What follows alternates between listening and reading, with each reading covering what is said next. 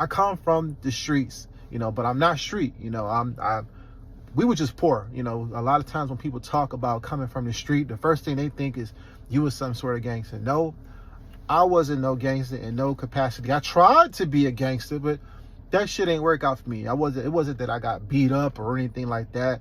It was just, I didn't see it being any type of real profit to even be part of those type of circles, because you're running around with a target on your back for what is not giving you any money. It's not like a pension or anything like that. I might as well became cop or some shit like that. But that's a whole nother story. Again, I wasn't a gangster.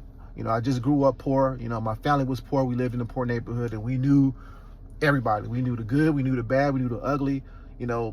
The ghetto and the hood isn't always bad as a lot of people may think. You got bad people to do bad shit, but if you're not involved in that type of stuff, then it don't fly. It don't apply to you. You don't have to worry about that kind of stuff. So that's just, what that is about.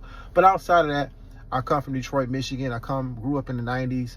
I live in Atlanta right now. I lived off and on in Atlanta for about 20 years. I moved from Atlanta to Chicago, to Cabo. I moved my whole family in 2020. Well, no, actually 2021, 2022 to Cabo San Lucas after my sister passed away.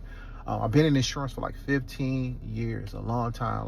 When I think about the insurance, I got to remember my daughter was 1 year old when I got my insurance license. And I made a lot of money for the insurance company. I can't say I made a lot of money, but I made a lot of money for the insurance company. I sold whole life policies. I sold term life policies. I sold IULs.